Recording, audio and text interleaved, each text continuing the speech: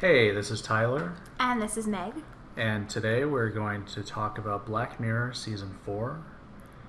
Black Mirror is a television show on Netflix about technology, philosophy. Yeah, everyone and their mother probably binge watched it over the last 24 hours. It's really, really good. For anyone who hasn't seen it, it was described to me as kind of like a Twilight Zone, but in the future. Yep. And so I guess we should say something about ourselves since this is the first episode. Yeah. So I already said I'm Tyler, and we are 20-somethings. We're married to each other. Yes. Got married this year. Yes, we did. And we watch stuff together pretty often. We watch a lot of stuff. Yeah, that's pretty much the thing we do. So this podcast is going to be about things that we watched. And Black Mirror Season 4 just dropped yesterday, so naturally we binge watched it. And if you haven't seen it, there's going to be spoilers, so go away. Go watch it and come back. Go watch it and come back. So this is going to be formatted in a way such that I made a list, Megan made a list of our rankings. Separately. And so we didn't know what was on each other's lists, and then we went and combined the two lists, and now we have a new list, and that list defines what our show's opinion is about the show. And we're going to start at the bottom of the list, and it kind of didn't work out exactly like we wanted to. No. Because we agree on things a little too much, I guess. Apparently, yeah. I guess we spent too much time together. Our lists were almost identical, save for one. Yeah, three of them were tied, and then three of them were the same. Yep. So we only had like two that were really different, and they were just switched spots with each other. But I'm very passionate about my order, so we didn't want to come to like a general consensus because we just didn't agree on a couple. So bottom line, we have a tie. So it's not going to be a list of 1 through 6. It's going to be a list of 1 through 4, and there's going to be 3 4s. If that doesn't make sense, then maybe it'll make sense later. So I guess we should just jump right into it and start with the one that's on the bottom. So for the 3 episodes that were tied for last place, and that's where the tie is in last place on our list. I'll say all 3 of the episodes right now, and then we'll just, I guess, go through in alphabetical order. So yeah, make it as objective as possible. The 3 episodes that were in 4th place with our combined list were Archangel, Crocodile, and Metalhead. Not to say these are bad episodes. No, they were all actually really good. It was kind of tough to put them all in order, actually. It was a good season. I had a good time. I will say that I definitely had some problems with some of these, and that's why they were low on my list. But none of them were really, bad episodes. They weren't bad products. I liked them. Yeah, the whole season, as one season of Black Mirror, was really, really good. Successful, I would call it. Compared to other seasons, the other seasons, I think, were all pretty successful also, in my opinion. Yeah, it's just a good show. Yeah. 4 seasons of a good show. It's not very common. So, let's talk about Archangel.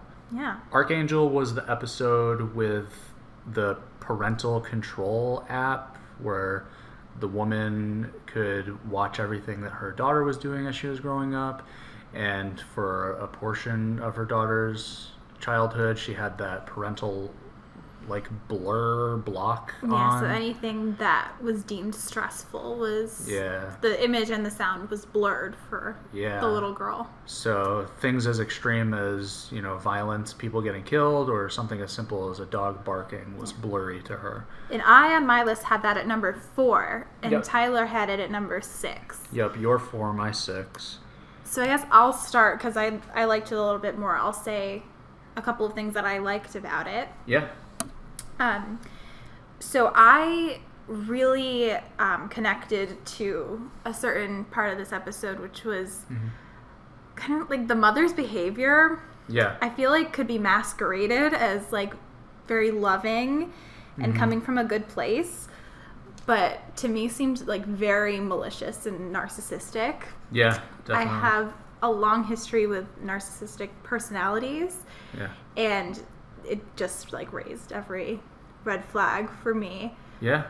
So I like the commentary on the kind of parental controls. Yeah, definitely. What did you think? Well, I think that's the main question in every Black Mirror episode is, like, here's a weird technology that totally could exist today or maybe tomorrow. That they just take really, really far. Yeah, and, you know, if that thing were real, then what philosophical or ethical question comes up from it?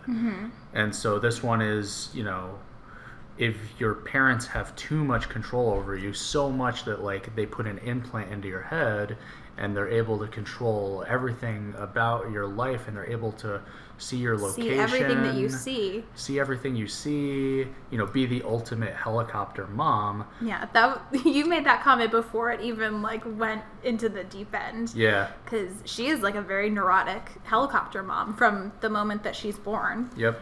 She's like, is she okay? Is she okay? Yep. And she's a single mom, so I think she does probably feel more responsibility over her daughter. Yeah.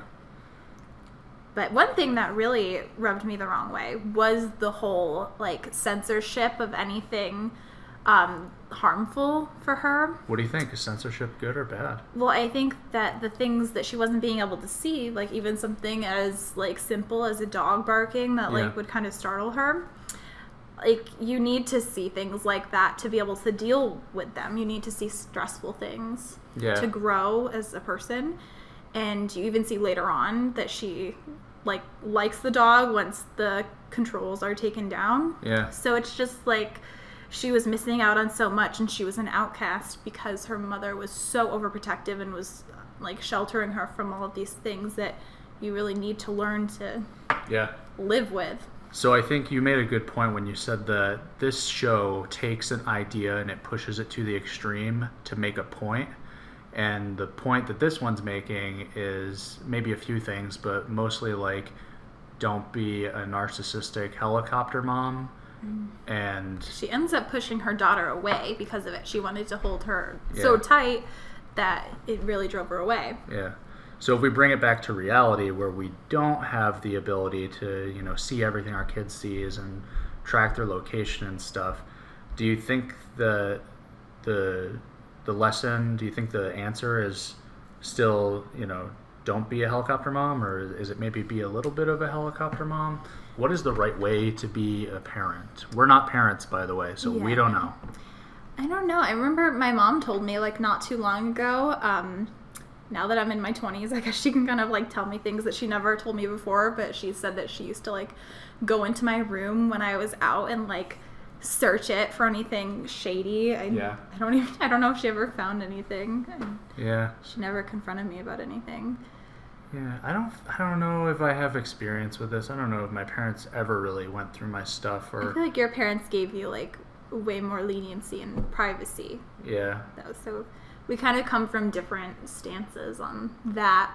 Yeah, I feel like when we do have kids, I will probably want to not watch, like, I'll probably be more in the direction of not being the helicopter person. And for that reason, this episode kind of made me angry, and I was really annoyed with the mom the entire episode. Like, yeah. I don't know, every single time that she was like a covert villain. Yeah, and every time it kind of seemed like she was starting to get over it and learn her lesson, she would just go back to going on the little iPad and watching the kid again. Yeah, like one instance that takes place maybe halfway through the episode, because the device has been causing so many problems for the girl growing up that they decided they can't remove the implant, but they were like, okay, so we're going to stop censoring things, and I'm going to stop, you know, checking on you constantly. We're going to put the device away, and you're going to live like a totally normal life. Yep. And one night when she's a teenager, her mom can't get a hold of her, and she freaks out and like goes into the attic and finds the little tablet to see what she's doing, and she sees her having sex for the first time, and she like really freaks out. And I'm sure, I mean, I wouldn't want to see that either, but I don't know, I just kept saying like, what is the big deal? Yeah, she chose to look at the iPad. Like, your kid is going to someday lose their virginity. It's going to happen. Right. And if you're constantly watching them so closely, then you're going to be right there when it happens, through a screen maybe. I really want to bring up what happened. It gets escalated a little more than just sex. She ends up doing drugs, and the mom sees that happen. Yeah, she does coke. So she does coke with the boyfriend, and the mom gets an alert on the iPad that says like narcotics alert. Yeah. Which I thought was funny. The thing that I said when we were watching it though was, oh, that's kind of cool. And so this technology, like, although this woman is using it wrong, definitely, I think that there's an idea here that maybe it could be useful in a way in certain situations when the right person is using it the right way. Yeah, I definitely don't think that like kids should be off like snorting coke and stuff. So it's not like the mom is in the wrong for being concerned. She's just like so over the top. She's approaching it completely wrong. But I feel like not even just with kids, but I feel like there's some sort of applications out there that I can't think of them exactly, but being able to alert you every time that a person is high on a drug, like maybe if your car could detect when you were on cocaine so that you can't drive it. Or kind of like the cars with breathalyzers that need to start them. Yeah, something like that. So put an implant in a person and then their car won't start if they're on cocaine. Like, that's just an example. But I think the point of the show is to show you that some examples of things shows you why technology is bad, but only because somebody used it poorly. And then the same exact technology could be used in a good way. I don't think that this episode really showed them using it in a good way, but I was just kind of extrapolating that on my own. Oh, but I think the most infuriating thing about the mom was the part when she spiked her smoothie with the emergency contraception. I almost completely forgot about that, but that was like when I was like, fuck this lady. Yeah. Well, I was pissed at the lady, but I was also kind of pissed at the episode, and this is why might be the reason that this episode is my number 6 episode here. It does kind of escalate really quickly at the end. Yeah, and you bring up a good point. I feel like this episode is a little unrealistic.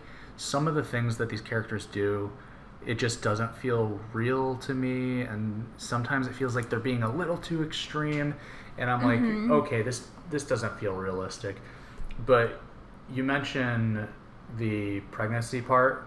I don't even know if was she really pregnant? I don't think she was pregnant. She says she's not pregnant, and there's nothing that would tell the mom if she was pregnant, unless the tablet told her that the kid was pregnant. Oh, maybe it could. But if it did, then they should have showed us that. Did we? We couldn't have both missed that. No, it was kind of confusing though, because it showed the mom going to the pharmacy, and we both thought it was the teenager. Yeah. So I don't know. Maybe we missed something. Maybe we missed something. Maybe it was just directed a little weird. It was directed by Jodie Foster. Jodie Foster. The only Tyler's dad is good friends with Jodie Foster. Great friends. Just kidding. Sorry, Jodie Foster, for putting your episode on the bottom of my list. I think that the whole pregnancy thing was done wrong. I would have written it differently. I was really excited though when the daughter found out, because I was like, oh my god, what's she gonna do? And then what she does do seems really out of character, way out of left field. Yeah. And you can say what she does. Yeah, she bashes her mom's face in with an iPad. Yeah. Which, I mean, she definitely needed to confront her mom and talk about it, and I was like cool with her running away. I was like, well, I would probably do that too if I found out that my mom drugged me with the morning after pill. Would you beat the shit out of her with a tablet? I wouldn't beat my mom's face with an iPad. You know, it's funny. She beat the shit out of her mom with a tablet for blending up some tablets and to her smoothie. feeding them to her. Yeah. I was wondering why they kept showing like the smoothie every morning. Yeah. Oh yeah, that is cool. A point that I wanted to get to was that this whole pregnancy thing, she didn't end up being pregnant, at least to my knowledge. If she was, the morning after pill worked because the nurse says to her, like, you're no longer pregnant. I think it would have been really cool if the daughter was pregnant and she knew she was pregnant, because maybe if she would have wanted to keep the baby. Yeah, she likes this guy. Like, maybe she would have been really excited about having a baby. And then the mom giving her the morning after pill would be like killing her baby that she's gonna have. Yeah. And you can get pregnant again, obviously, but that would still be like such a dick move, and it would give her more of a reason to be more pissed off. Mm-hmm. And then maybe I would believe that she would beat the shit out of her with a tablet. I don't know. Right. I just feel like there could have been more ammo there if they had done it that way instead of her not being pregnant and taking the morning after pill forcibly. And there was so much time at the beginning. I feel like the first half of the episode was like very slow, and then they crammed everything into the second half. Yeah. The pacing, I guess, was a little weird as well. One thing in my notes here is everyone is dumb. I think that just plays into how I felt like it was kind of unrealistic, but you mentioned her beating the mom with the tablet doesn't really fit her character. The mom's character is very clear that she is, this crazy helicopter mom, but it just feels so extreme that it feels dumb. Like, I just feel like this character could solve all of her problems by just changing her behavior just the tiniest bit, just altering it a little bit, but I just feel like every character in this is just maximum dumb, and it makes it so that the conflict can happen. That was my exact thought when she goes to like confront the daughter's boyfriend at the store that he works at. Yeah. And I'm like, well, why don't you just talk to your daughter and be like, I know what went down. Yep. And you're not going to see this boy. I don't approve of it. That was such a weird You're strategy. grounded. Yeah. For her to go to the guy, and shows how crazy. Yeah, she shows up and then she reveals in that scene one of the reasons she's mad, and it's because he's older than the girl. I didn't get that. I know you thought that, but I thought they were in the same grade. They're definitely at the same school, but she says like, oh, my daughter's 15. Well, that could just mean like my daughter's 15, like she shouldn't be having sex and doing drugs. Even with a 15-year-old. Maybe. But he does drive, so... Yeah, that's true. I guess it doesn't really matter in the long run. I'm guessing that he's 18 and she's 15. Okay. That's my interpretation now. Well, I can see that. So if that is the case, then I feel like that should have been brought up in other parts of the story. Like, if there is an age difference between them, I feel like it should have been talked about at some point. Like, she just brings it up that one time. It's never talked about before that, and it's never talked about again after that. And it just felt like it was kind of out of the blue. Also, we both thought that the grandpa was going to be like a pedo rapist. Yeah. And he wasn't. And he turned out to be like the only normal person in the episode, and I really liked him. I wonder if that was on purpose, because something I'll talk about in a lot of episodes later is, our shifting perspective and how this show kind of loves to toy with you and challenge you as a viewer and say like, okay, here's a scenario. We're going to make you like these characters and not like these ones, and then we're going to flip it. And then we're going to flip it again. The old switcheroo. Yeah, and then we'll switch it back and forth like 6 times. I like that. Yeah, Black Mirror is kind of known for leaving you feeling not very satisfied at the end of episodes. Yeah.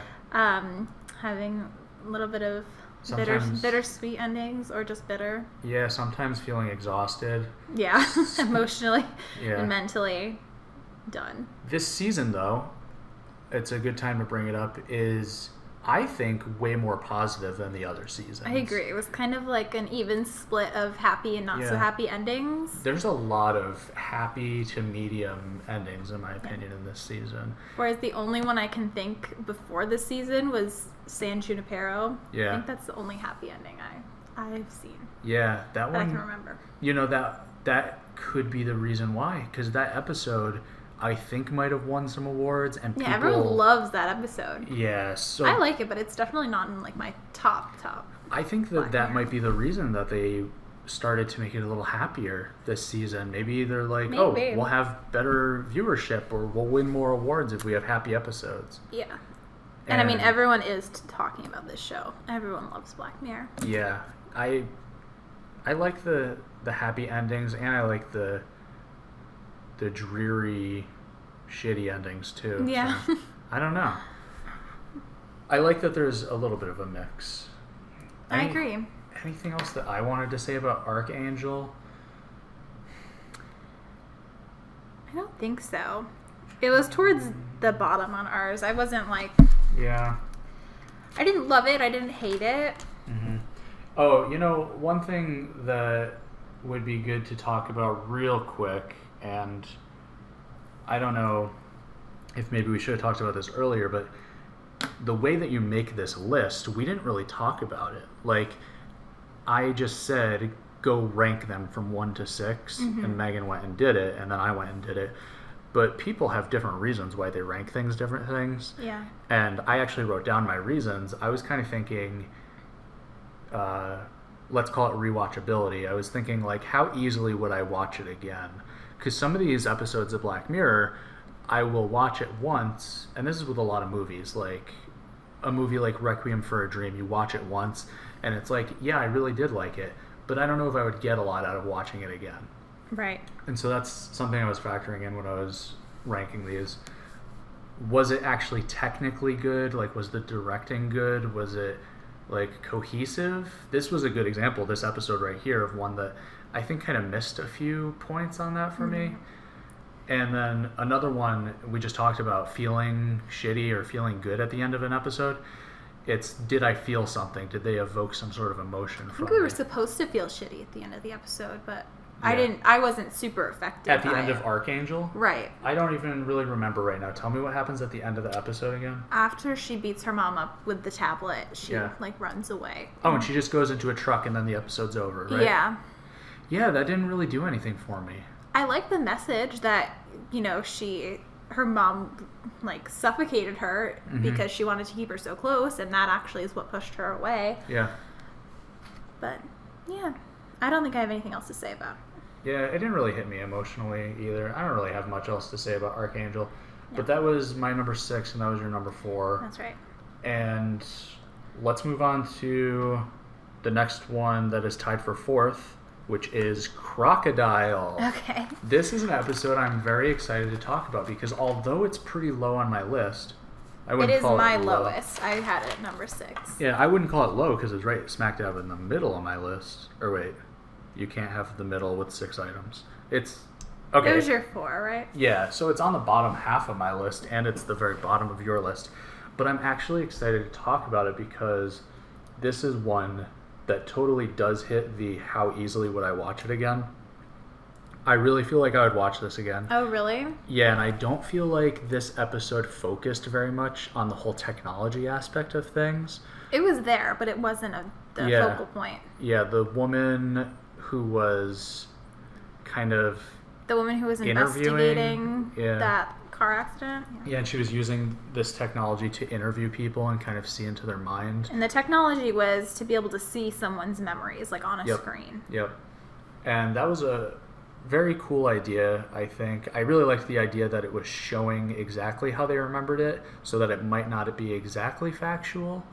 Yeah, it seems like if the theory that a lot of people have that all of these episodes are in the same universe and that, you know, the technology that you see in each episode is just like a more advanced or less advanced version that you saw in a different episode. This would kind of like fall, I think, a little further back because in some of the episodes you see that people, all of their memories are actually recorded and nothing is left up to error. Yeah. So that's kind of a little... Well, that's an interesting thing to think about. That's an interesting where theory. Where it falls in the timeline. So we haven't talked about too much whether or not the episodes are all actually connected or in the same universe or not. I think they are. I think there's a lot of little Easter eggs that That's clear. Yeah. There's tons of Easter eggs. There's tons of little connecting tissues. Whether or not they mean to literally make them be in the same universe, I'm not sure. But that is a really good theory that you just talked about there, that there could be a timeline here and that some of these could just be more primitive technologies and some of them are just more advanced. And that's why some of them seem so similar to each other. Mm-hmm. I never thought about that for some reason. I don't know why I didn't think of that. That's cool. Were we talking about crocodile? Crocodile. So it starts with like a young-ish couple. Seems like they're in their like 20s or something, and they're driving home after like partying at some club or something. They're just like us, except we're doing a podcast except we don't party. And they hit like a bike rider. Yep. On this completely deserted road. Mm-hmm. And I thought it was going to be kind of like I Know What You Did Last Summer. Yeah. And it did not end up being like that. But the setup is similar where, you know, it's an accident. They had been drinking and driving. Mm-hmm. And the girl wants to call the cops. Her name's Mia, right? Yeah, that's right, Mia. So Mia wants to call the cops, and then her boyfriend, whose name I can't remember. I don't know. Is terrified of going to prison. Mm-hmm. So they decide to just get rid of the body. Yep.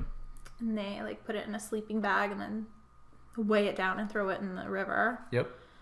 And then 15 years later, he shows up at her hotel room wanting to like basically confess. Yeah. Pretty much. And so, what do you have to say about this episode? Yeah, so... Because that starts it off, but it kind of goes into like a crazy chain of events. The way I was going to describe it was going to be basically saying what you haven't said yet. Yeah, and it's that's just the setup. That's really not the meat of the episode. That Mia kills people to cover up killing people. After she killed like the second person, I was like, whoa, she's a serial killer. But no, she really was. Yeah. So in this episode, and this is why I like the episode, and maybe this is an example of liking something for what it could be and not loving the execution, but I love the idea of this, of somebody getting into some crap and then having to kill someone for a relatively good reason, but then someone else finds out and then they have to kill that person. And then someone else finds about that murder and then they have to kill that person, and it just keeps going. Yeah. And that's such a, like, I don't know, I described this in my notes as just being a fun episode because it was funny that she had to keep killing people. Yeah. I wouldn't necessarily say it was good in the sense that like I was taking it seriously. Right. It was kind of silly in a way that it just kept happening over and over again. She kept having to kill more and more people. Kept having to kill to cover up her killing. Yeah, and it's funny because, you know, this is just a random, regular person. She doesn't seem to be a person that tends to kill people. Yeah, she's some kind of like public speaker or something. Mm-hmm. So on a surface level, she looks like a good person. Yeah. She... And she wants to actually call the cops at the beginning when they accidentally hit the guy. Mm-hmm. So I will say that she is kind of dumb. I know I said this in the last episode, but this one as well, this girl, I kind of started to feel it right after she didn't call the cops. Like she was going to call the cops, and then her boyfriend's like, no, you can't call the cops. And then he like walks away and she's pissed off. And the first thing I said was, if you're so pissed off, like he just walked away from you, start calling the cops now. Like you can do it. Mm-hmm. And then she doesn't, and she helps him throw the body in the river. So it's like, you wanted to call the cops, but now you're actively participating in covering up this at least if you accident. If you don't want him to do it, at least just like don't help him. So I just feel like she's just she's a little dumb. She's just dumb. It's a little silly that she keeps going and doing this over and over. But I don't know why, but for some reason that was really fun to me. Yeah, I mean, I agree with everything that you said. I think the missing link for me was the characters. I didn't really connect to any of the characters. I didn't really feel anything for them. So, like, the girl who was investigating the other accident, which kind of leads to Mia being discovered for one of her killings. I mean, I thought that she did a good job and the character seemed really sweet. Yeah. But I didn't really care that she was one of Mia's victims. Yeah, I felt like the acting actually was really good in this episode. I don't know if you're saying that it was bad necessarily. No, I don't think it was bad. I don't know. I just didn't connect with it for some reason. Yeah. I will say that they didn't focus too much on the characters. Like, we didn't get too much backstory or anything. Right. But, I mean, some of the characters that I really connected with in some episode we'll talk about later, I guess they didn't get backstory either. And I still connected with them. Yeah. But on this one, for some reason, one of my notes was that I really liked the acting. Like, the girl who plays Mia. I thought she was really good. She was really good. And the girl who plays the... what do you even call it? The interview lady? The girl that is... doing the investigation. The investigator. The investigator. The investigator. She's like the only other main character. Yeah, I liked her. I felt like she did a good job acting as well. And I don't know. I don't really have any other notes on it. I liked the episode. It was one that I almost put higher because I remembered having so much fun with it. The more I talk about it, the more I realized that maybe on a technical level I don't like it as much, but just personally I feel like I could watch it again and have fun. So, okay, Crocodile. You don't have anything else to say about that one? I don't think so. Alright, so the next one is Metalhead. This is the last one that's tied for last place. Right. Metalhead, this is the one with the robot dog. We both had this at number 5? Sorry for talking over you. Oh, yeah, we both had this at number 5. And I don't know if we said it, but Crocodile was my number 4, and it was Megan's number 6. Yeah, I think we said it. Yeah, Metalhead is both of our number 5s. So Metalhead, there are robot dogs. Talk to me about Metalhead. Well, what's funny about Metalhead is it was my number 5, so it's kind of low on my list. Mm-hmm. But what I liked about it is kind of the same of what I didn't like about it. Yeah. Which is that we really don't learn too much about the world or the characters. We don't really learn much about anything at all. And it's almost kind of like it's more just like an action movie or like a fun ride. Mm-hmm. So the setup is that there's a group of people, and it seems to be in some kind of post-apocalyptic world, where they're breaking into a warehouse to get something that they need. Mm-hmm. And we don't know what it is at this time. Yeah. And there's... What would it be? Like a robot? Yeah, they're robots. Yeah. So it's a robot that catches them, and it's basically its job is to kill them. I don't know, because we don't know much about them. Yeah, it's the Terminator, but it's a dog. So what did you think about this one? Yeah. So Metalhead is an interesting one for me as well, because I think you hit the nail on the head when you said the things you like are also the things you didn't like. Mm-hmm.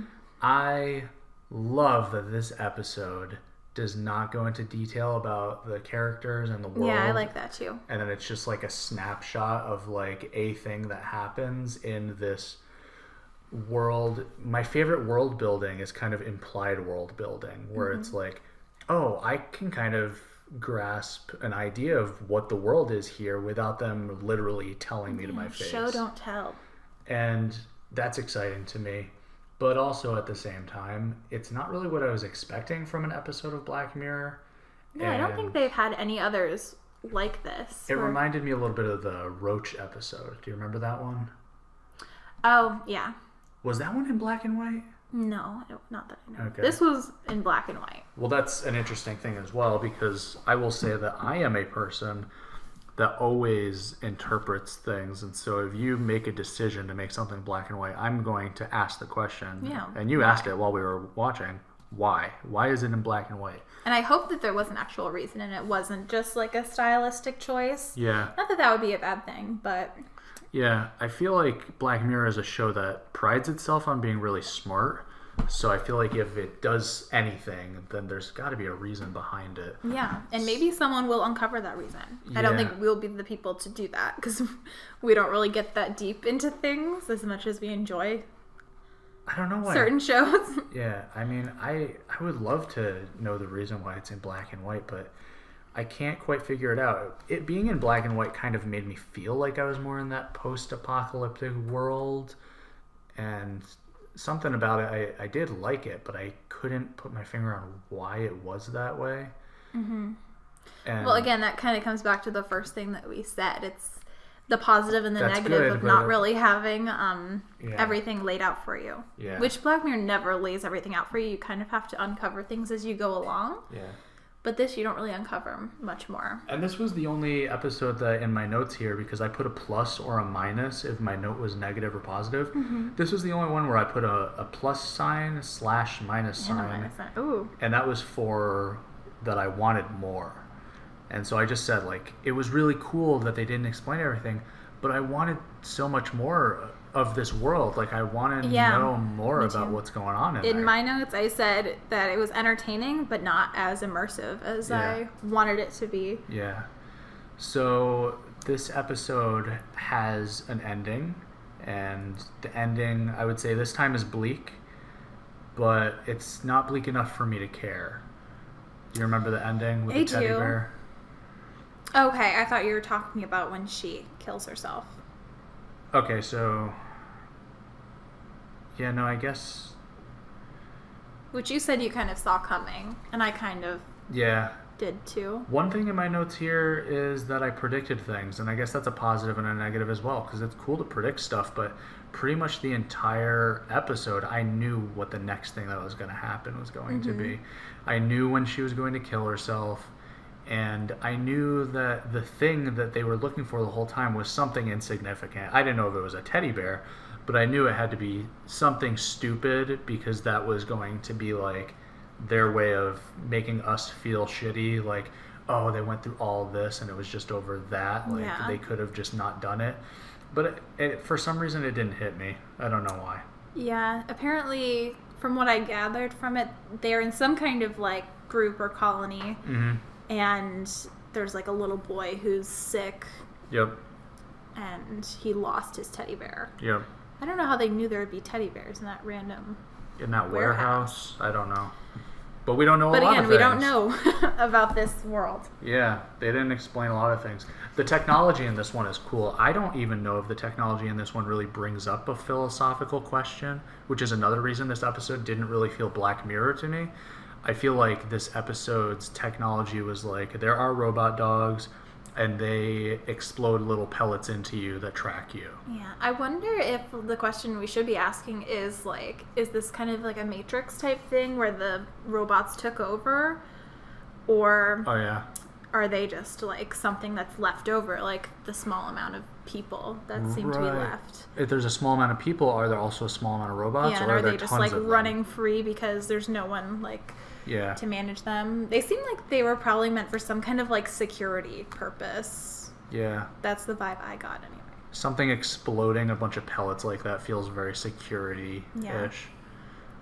Like a defense, or like to catch people. Yeah, like it was in that warehouse to keep thieves away. Although it seems kind of extreme to just like kill people, because it reminds me of the episode or the movie The Jackass. I don't remember which one it is, but when they have that giant thing that shoots out all the pellets, and the guy says like they use this at the embassies to like keep the rubber people balls. away. Yeah, it reminded me of that a little bit for some reason. Yeah.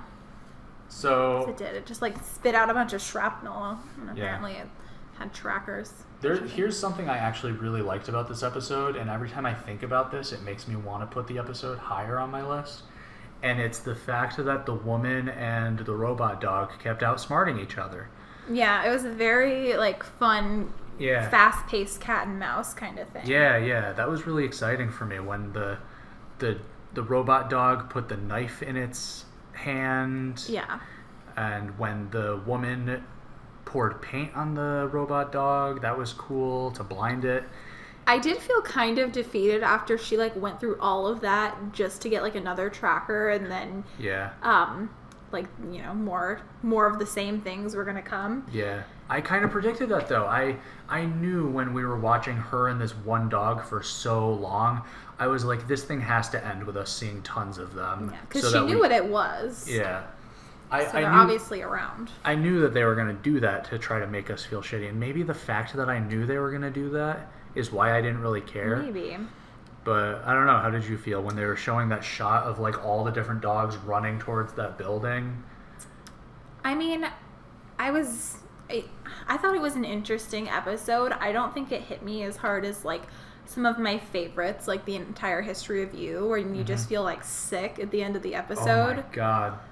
I wish we were podcasting back when we watched that, because that episode is so good and it made me feel so shitty. Yeah, it just like makes you sick to your stomach. Yeah.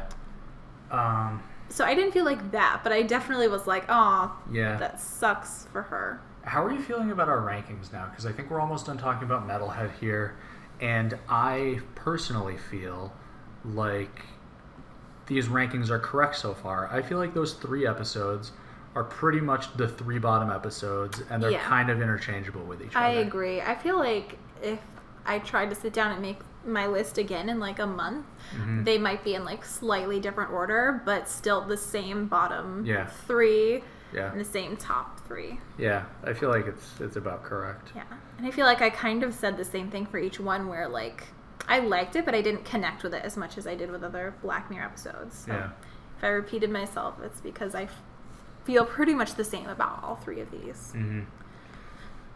Okay, so number 3. Okay. Let's talk about Black Museum. Okay. This is an episode that, if I'm not mistaken, has a little bit of talk right now. People like this episode. Yeah, I know that your friend commented on this episode when you told him that we were watching. Yeah, I told him that we were watching Black Mirror, and he said that the finale episode, which is the one we're talking about right now, Black Museum, was super good.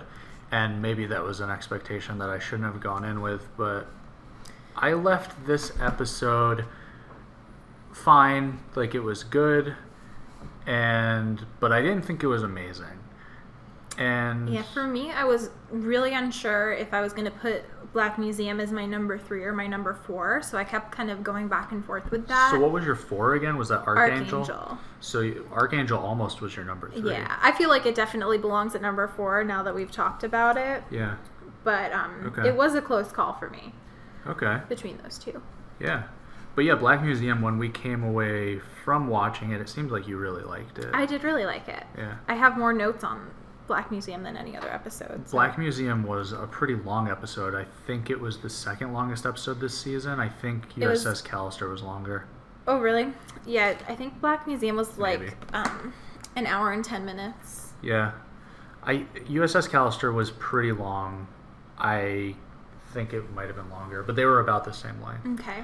So, anyway, Black Museum, this is a long episode, and it basically has like 2 or 3 subplots. Yeah, it's like 3 smaller stories that are interwoven throughout like one large story. Yeah. And that's actually in my notes. That is what I really liked about this episode, is that we get to see a lot of different kinds of the technology, because that's one of my favorite parts of Black Mirror, is seeing all like the fucked up technology in the future. Yeah. So, what was the first small story? The first small story was about the doctor who... Okay, I loved this. Yeah. I just need to say this. Okay, go ahead. This episode, this Black Museum episode, I did not come away from it like loving the whole episode, but these like B plots that happened, they were amazing. Like this guy with the implant where he could feel what other people were feeling, and then somehow it gets all messed up. Yeah. And just to kind of set it up, it's this girl like stops to charge her electric car in the middle of the desert. Yep. And goes into this museum called the Black Museum. This is the main plot. This is the A plot. So this is how the story starts, and she's the only person there, and she's talking to the guy who like owns and runs the place. Yeah. And it's basically a museum full of exhibits of things with like really messed up backstories. And we actually see a couple of things that are familiar. Yep. Should we talk about that really quick? The only one that I really remember was the tablet from the helicopter mom episode. And was there. The lollipop from USS Callister was there too. Yeah, that was there too. Which, again, if we're, like, entertaining the idea of these being all in the same universe, so this would be kind of further in the future. Yeah. But, so she's in this museum, and the guy is kind of telling her stories about all of these artifacts in the museum. And the first one is this, like brain scanner type helmet. Yeah. And it leads into the story that Tyler was talking about. Mm-hmm. So if you want to pick up where you left off. So the guy is telling her the story, and this first story is about this doctor who gets an implant. And he's like a really shitty doctor, apparently, and all of his patients keep dying. And while he has the implant, he can understand what a person is feeling because he feels it. And he can only feel what a person's feeling if they're wearing this special helmet. And the guy who owns the museum is like, he also worked for the company that sold this device. Yeah. So he approached the doctor. It was unclear to me if he actually worked in the hospital or just the same building. Cause they were obviously in the same building because he said he was like from whatever floor. Yeah. But he was in like medical products. Mm-hmm. So anyway, the guy has an implant. He can feel what people feel, and then the implant gets screwed up somehow, and then he's wearing it when someone flatlines and dies, basically. And it flips it so that when he feels that somebody is feeling pain, then he feels pleasure. It wasn't clear if I think he's feeling pain, but he just likes it. I don't know. That's the thing that wasn't really clear to me was, that's actually a philosophical question to whether there's a difference between what we're both saying. But the way I interpreted it was that when he was feeling somebody who was feeling pain, he would have a feeling of pleasure. But actually, okay, now that I'm thinking about it a little more, so what I thought was going to happen while I was watching, because I was interpreting it as him actually feeling pleasure when somebody was feeling pain, mm-hmm. I thought that he was going to put the helmet on himself while he was wearing the implant, and then he was going to hurt himself. Okay. But he doesn't do that. He just hurts himself. Yeah. And that's enough for him. So that kind of implies to me that what you just said was correct, that he's feeling the pain literally and that he likes it. Which is really fucked up. That is pretty fucked up. There's a really fucked up scene in this episode that made me my God. Sick. I don't love things that are gory, but it was really cool and made me sick too. Yeah. That made me feel surprised disgusting. that I liked the episode so much because that like disturbed me. Yeah. A lot. Yeah, that was gross, but I remember it so vividly, and I remember it making me feel something, and that was one of my criteria here. I wanted to feel something from these episodes, and disgust is a feeling. Yeah. And as we get into these top three, this is really like how Black Mirror used to make me feel, or usually does. Well, the episodes usually go classically, here's a situation that's working out nicely, oh shit, everything went wrong, now it's shitty. Mm-hmm. So with this doctor, it starts off great. Mm-hmm. Like it starts off, he does not like feeling the pain, obviously. Yep. But he's able to diagnose his patients. He's able to find things that like they never would have. Yep. And he saves so many lives. And this is cool because this is another example, like the helicopter thing, the helicopter mom thing, where a technology is being used in a really good way, and then an example of it being used in a really bad way.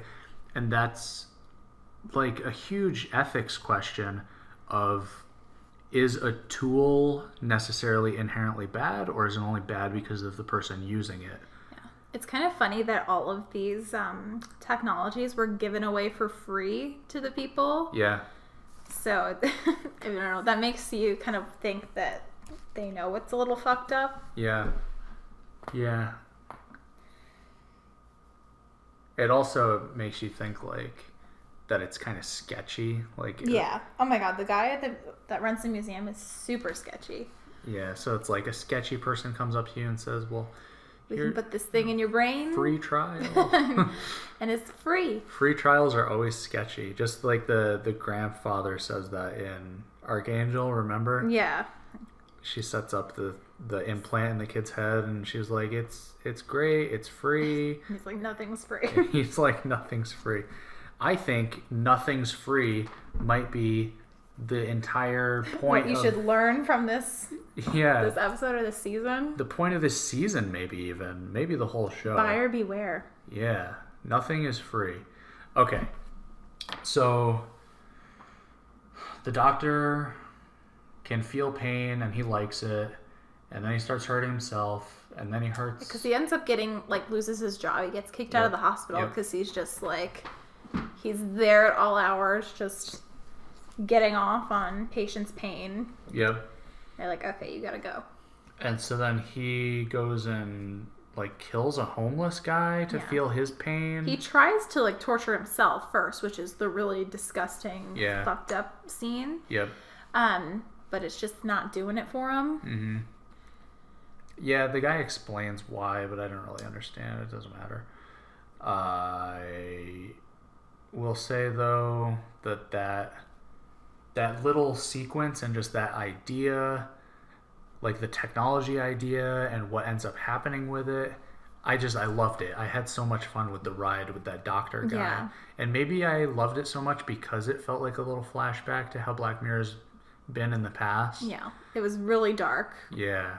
Probably the darkest story in any of the episodes. Yeah, I had a lot of fun with that little mini story. Mm-hmm. Does anything else happen after the homeless guy dies, or is that pretty much it? He gets arrested? No, he goes into a coma. Oh yeah. And then that story's over. Right. And then the second mini story, what was it again? It was about a couple. And they have a baby. Oh, yes, okay. And the mom ends up getting in this terrible accident, hit by a car, and she goes into a coma and basically never recovers. Mm-hmm. And we get to see a lot of the technology in this little story because we go through so many different stages, I guess. Yeah.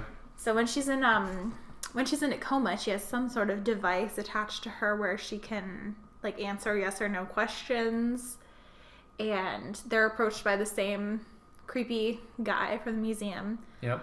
Who's pushing a different product this time, which is where they can take the consciousness of someone who is in a vegetable state and put it into another person's consciousness. So you're sharing a body and sharing a brain. Yep. And so her and her husband agree that she will be put into his head. Yep. And again, it starts off so idyllic and wonderful, and she's so happy to be able to hug her son again. Mm-hmm.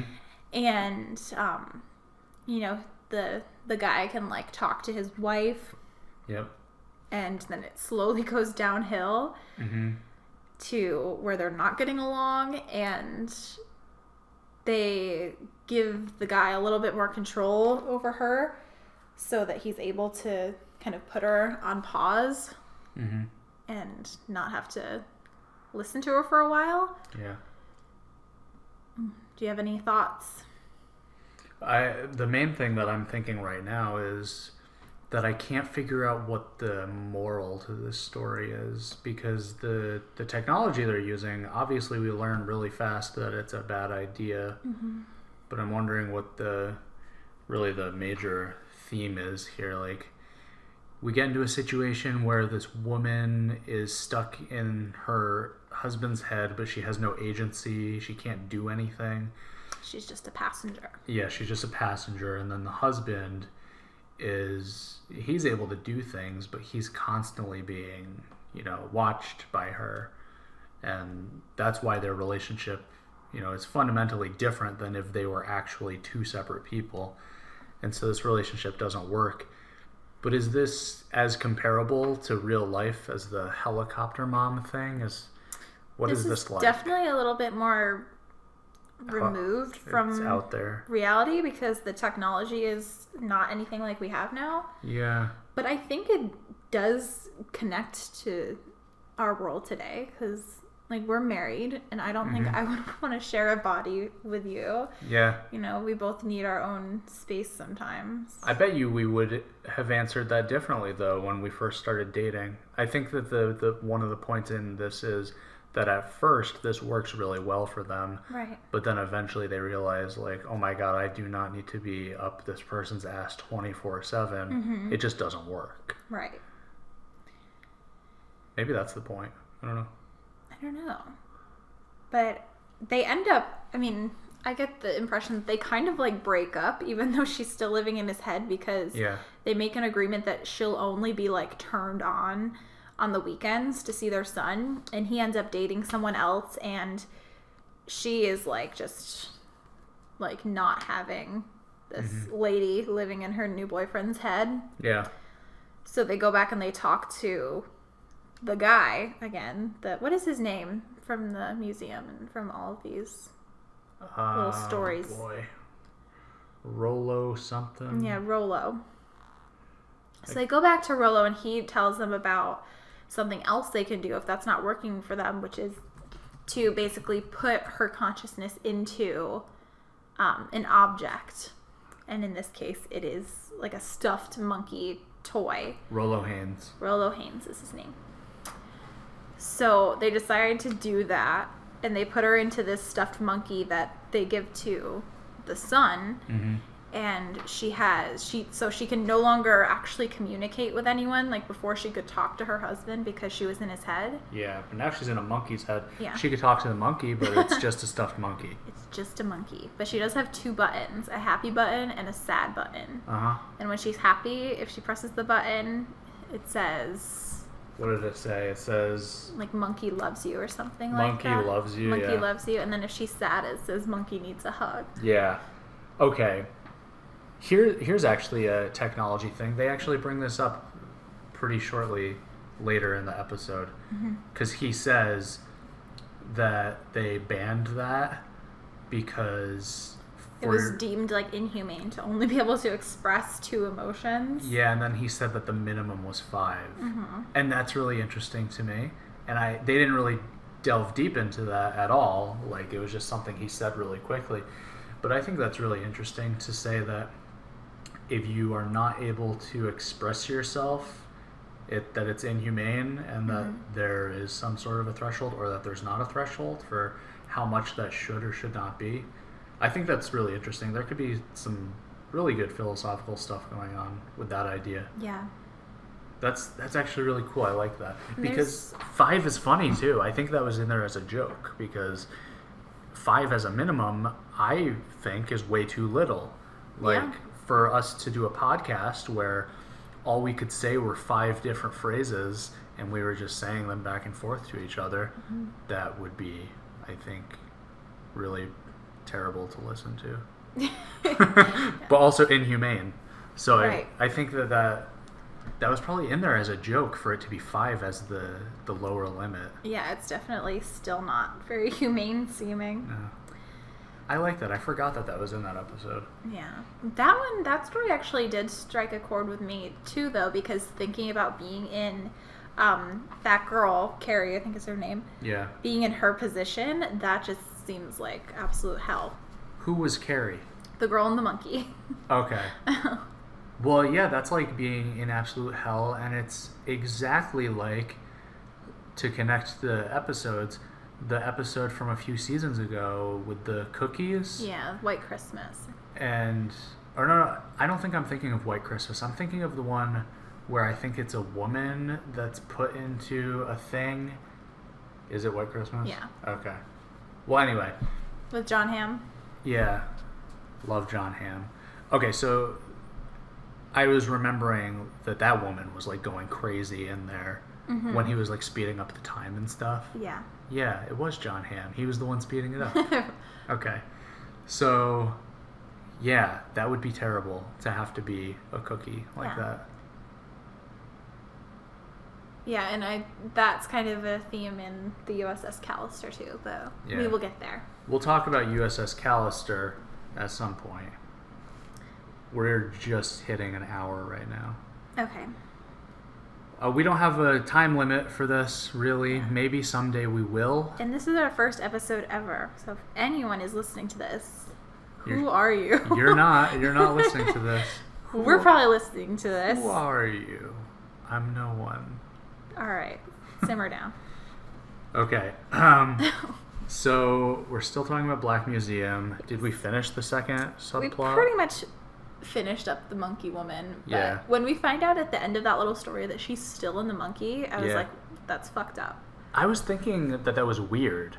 I was like, they couldn't have gotten her out of it or like turned it off or something. Well, she said the guy said it was ruled illegal for there to be less than 5 emotions, and also it's illegal to delete them. So yeah, she's there. Well, that sucks. Yeah. That's kind of dumb though. They should be able to delete her. I don't know. It's kind of like killing someone. Yeah. We're gonna talk more about like the digital people, the cookie type people in the USS Callister. So don't go too far down the hole. Yeah, I feel like that's in so many Black Mirror episodes though. The digital person. Yeah, that's really like a common thread. And then it's like, oh, interwoven throughout if there's these. a digital consciousness, is it like a real consciousness? Is turning it off the same as killing someone? Okay, but we're talking about that in the next. But we're not allowed in the to talk USS about Callister. that. We can't talk about that just yet. Okay, so Black Museum. What happens next? The final story is that we get to see what's behind the curtain at the back of the museum, which is apparently like the main attraction, the guy says. Mm-hmm. And it's, again, like a digital copy of someone. Mm-hmm. And it is a copy of a man who was executed. He was on death row for a crime that I think he didn't commit. I think that it's hard to say. Yeah, we really don't know. I got the vibe that he did not. Yeah. But, who's to say? Who's to say? Who's to say? But he basically, like, sells the rights to his, consciousness, I guess, so that after he's executed, he belongs to this guy in this museum so that his family can be taken care of after his death. And, again, this is, like, a really messed up thing, but they set up an attraction in this museum where people can come and like execute him over and over and over again. Yep. So, what did you think about that story? Well, there's a couple things that you haven't said yet that end up happening with that. Ahead. The one thing that I will say that I found really interesting philosophically, this was like a technology thing, was that every time you killed the guy with the electric chair, you got a souvenir, and the souvenir was a little keychain, and the keychain... Yeah, I was kind of confused by this, but please continue. So the keychain, what it contains is a copy of that guy in the moment or few moments that he's being electrocuted and dying.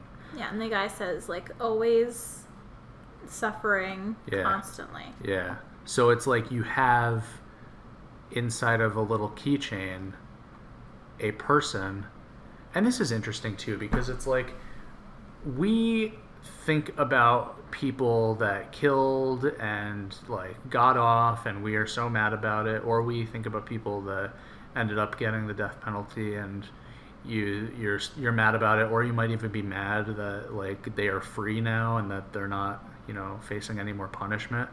This is like a form of eternal punishment. Yeah, I was thinking about this in the shower today. Yeah. So I got really deep, and I was like, damn, like, even if he's guilty, did he deserve to be tortured forever? Forever. I don't know the answer to that. Nor do I. I bet you the answer is no. There's got to be a cap somewhere, right? Yeah. I think you've got to do something infinitely shitty to have to suffer forever. And... I don't know if anybody's done something infinitely shitty. Maybe Hitler. Maybe Casey Anthony. Yeah. But yeah, I was thinking about Casey Anthony when we were watching this. And, all of those other people are maybe killers. And, like, this guy, we're not sure if he's a killer or not. But even if he is the killer, for there to be a copy of him that is always suffering, is that fair? Is the copy even him? Is it a separate person? Is it fair to the copy to do that? The guy is dead now, so maybe in a way it's fine for us to just do whatever we want with his digital self because it's not really him. But we're not allowed to talk about this until USS Callister, so we're just not going to talk about that. But I just loved the idea of the souvenirs. I thought it was a really cool idea. Yeah, the souvenirs, that really like messed me up because I think even after the end of the episode, those are all still out there. Yeah. Yeah. So, I mean, that guy will never be rid of his suffering. Yeah, even though it's been... there's a conclusion, and it's a positive conclusion for this one. Yeah, a little bit of vigilante justice. Yeah.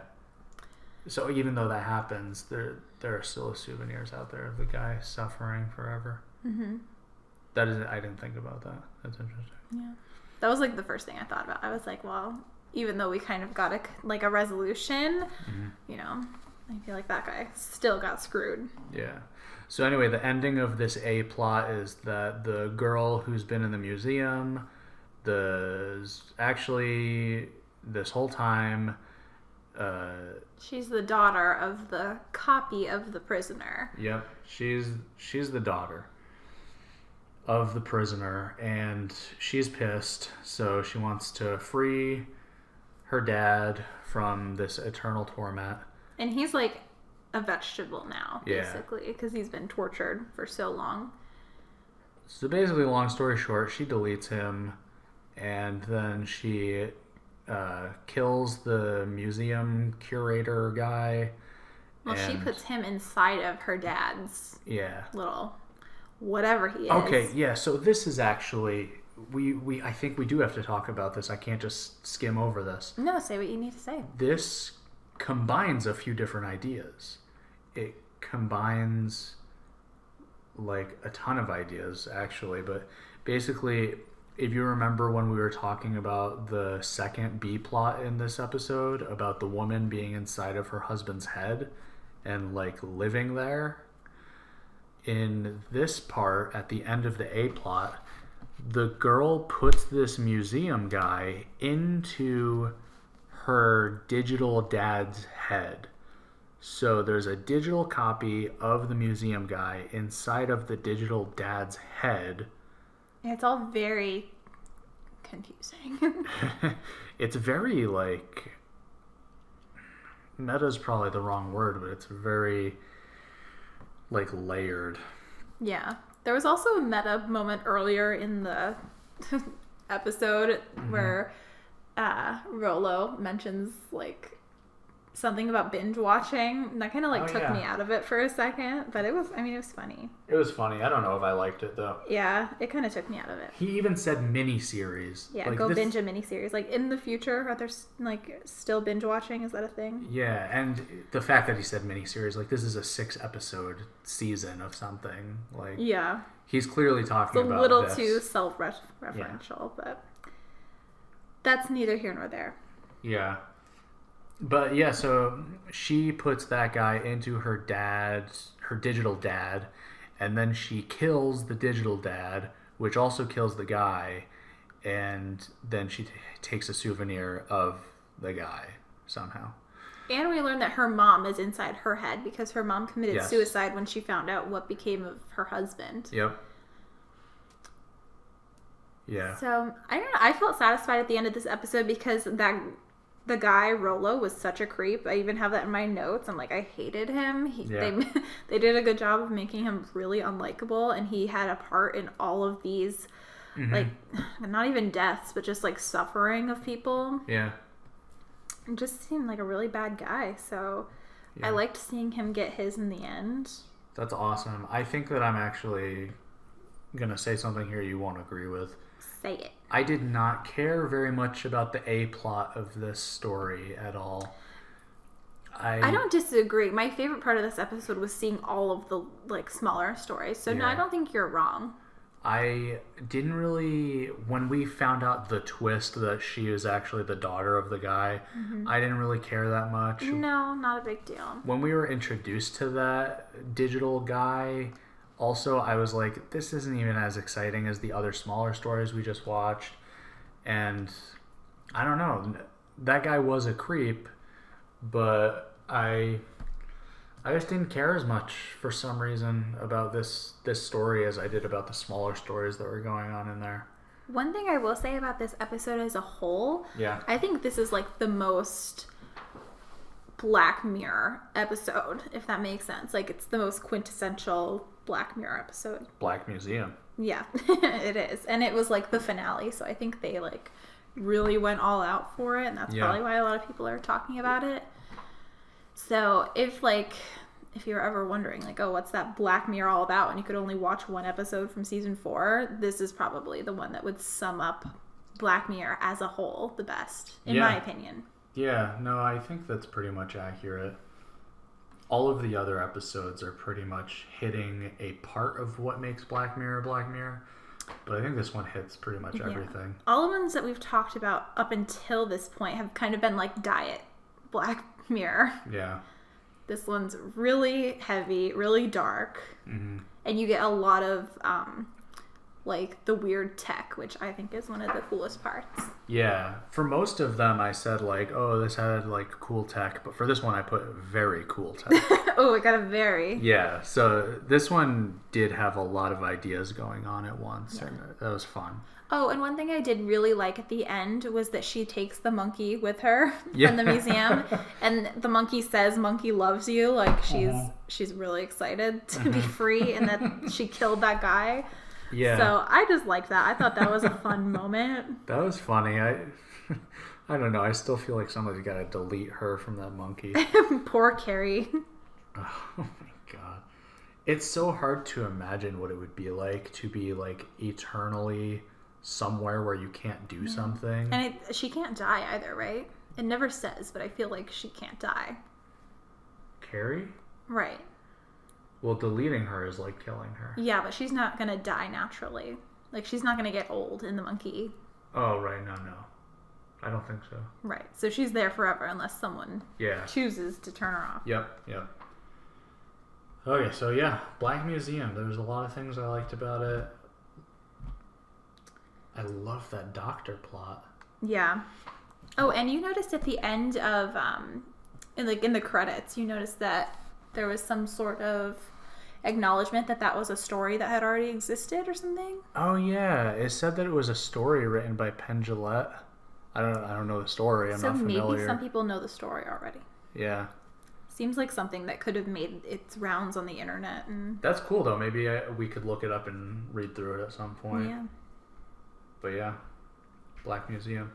We've got only 2 more episodes to talk about. How exciting. Yeah, so we're almost done with our first episode. I hope you guys, whoever is listening to me Mom. right now. Yeah. Hey.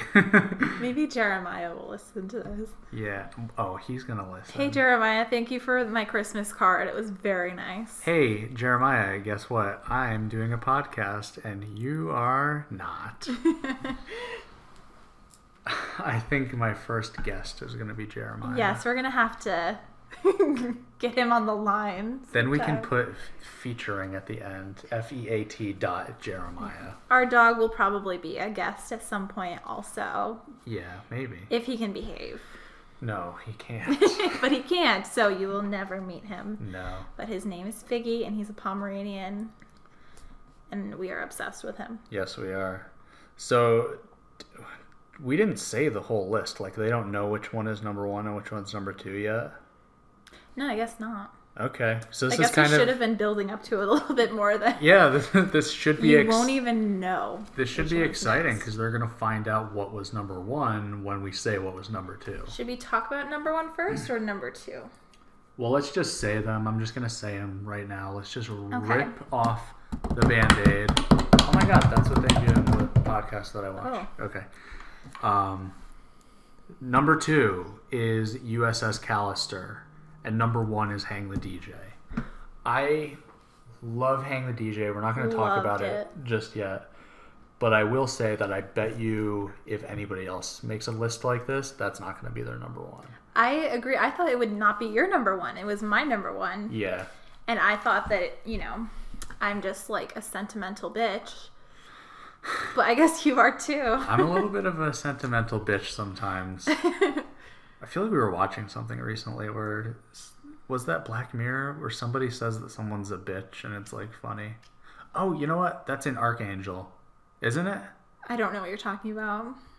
Like after they sleep together, she's like, "You're such a little bitch," and he's like, because he says that she doesn't need to like talk dirty to him. Yeah, and he's like, "Yeah, I am. I'm emotional." But yeah, sometimes I get emotional and. Well, that was one of That's the mark of a like good love story. Yeah. Though. But we're not talking about that right now. That's not what we're talking about, but I have to say that I did say this earlier that one of my criteria was did I feel something? And god damn it, Hang the DJ made me feel something, and so that's very exciting. Okay? But you've been dying to talk about the cookie people. Yeah, the cookie people. So USS Callister is an episode about them cookies of Black Mirror that is about cookies and Star Trek and it's the first episode of the season too. Yep, it's the first episode. That's a good I think it was a really good one to start off with because it's also I think a good representation of Black Mirror, but it's really fun, it's really fast-paced, it's really interesting. Yep. Kind of like a movie. It seemed a little bit like a movie. One of my positives for this episode is one of the things that Black Mirror does best, and it's to switch our expectations of who we care about. Mm-hmm. So earlier I was talking about this a little bit.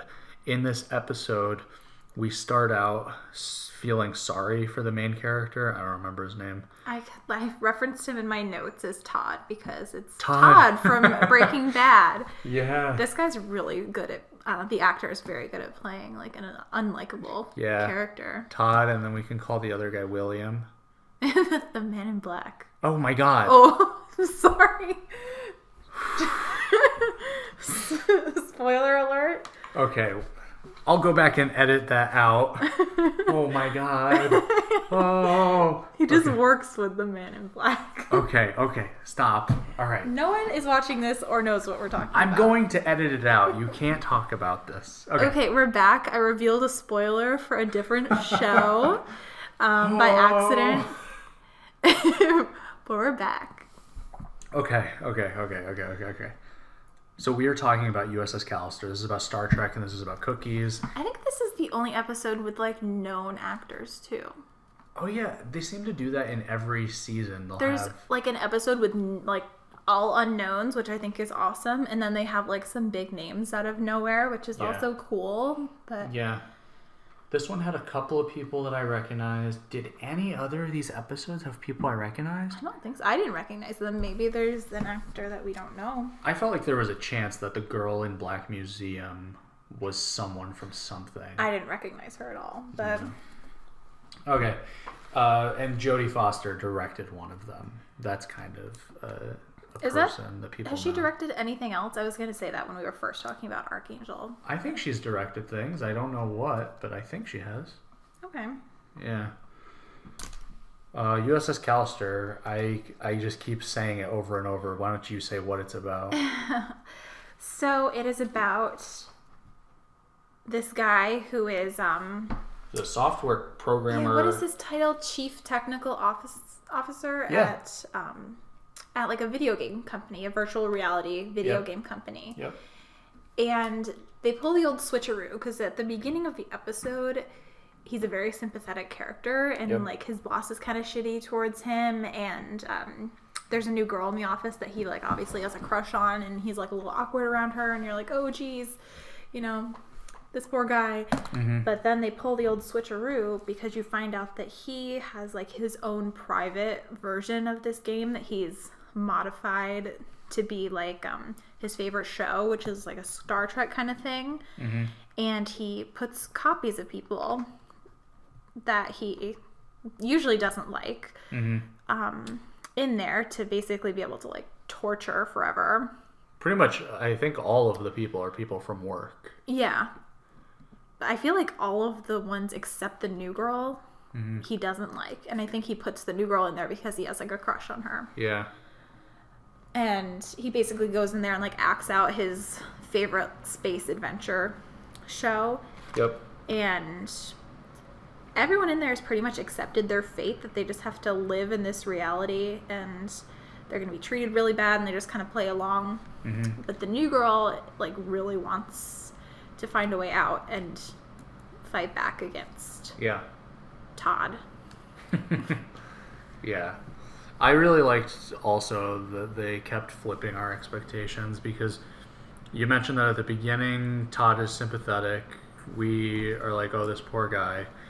And William, his boss, is like a real douche to him. But then we find out that Todd is trapping a version of William in this game, and then all of a sudden we feel like good about William, and then it shows us him being a dick to him again in real life later. Yeah, so I mean, it's kind of a gray area because it's kind of weird. It's like this guy. Well, not really, because I think that he's really messed up for doing that to these people. But I think we've all had like a moment, especially with like a boss or something who's a dick, where you're like, oh, if I could just like, tell this person how I really feel. But Todd is being such a psycho about it. Like, you don't have to go and do something like that. But at the same time, he's not really doing anything to William. William's still alive, living his life, like doing his thing. Mm-hmm. It's just a copy of William that is suffering. But he feels like he's William. That copy feels like he is William, and maybe in a way he is actually William. We really should know his real name instead of calling him William. No, everybody knows that he's William. It's okay. What do you think? Do you think that if you sufficiently copy a person's consciousness as a computer program, do you feel like it's really a real person that's living? My first note that I made on this episode, because we've talked about this so much, regarding Black Mirror from like previous episodes with the cookies and stuff. Yeah. And it's always like a back and forth of, are they people, should they not be made to suffer? Yeah. And it's always back and forth. But I realized with this episode that I feel bad for fake people. Yeah. I don't think they should suffer. I don't think they should be a thing. So if that ever happens in our reality, I will not be up on that. You won't want fake people to be tortured, but will you allow fake people to be deleted? I don't think there should be fake people to begin with. Oh, okay. You don't think that we should... I think it's unethical, it's inhumane. It's unethical to create life. The way that they're treated in this reality is definitely inhumane. Yeah. It's interesting because this comes back to the 5 ways to express yourself thing. If you expand the 5 ways out to like how it actually is, how you really can express yourself, then it turns it into a real functioning human being who can do things. So like where's the cutoff there? Yeah. Are all computers alive? Is this microphone alive? I loved seeing how our main character, Todd, how he changed when he was in the game versus in reality. Yeah. Because not only did his whole attitude change, but the way he carried himself, the way he spoke, like his vernacular changed. Yep. That was really interesting because you can see that this is like how he feels empowered and how he gets like his rocks off or whatever is by, tormenting these people that he doesn't like in real life in a virtual reality game. Yeah. So I thought that was like a great little subtlety. Yeah. I noticed the accent was different. And I never really watched Star Trek, but nor have I. I think that he's probably doing like a similar voice to the like main captain. Okay. And yeah, I thought that was cool. One problem I had with this, the girl, do you remember her name? The girl, main character from How I Met Your Mother? Nope. Whatever her name is. Do you know what her name is in How I Met Your Mother? I do. What is it? It's Tracy McConnell. Tracy. Okay, so Tracy, what happens to Tracy? I didn't love her performance. Oh, yeah. I thought, and she was kind of in a little bit of a sticky spot because she had to kind of convey that she was faking something. Yeah. So she was like double acting in some parts, and I just didn't think she pulled it off. Yeah. Like the part when she's trying to like distract him and get him to go in that lake or whatever with him. Yeah. I was like, oh my god, this is like not really. It's a little cringy.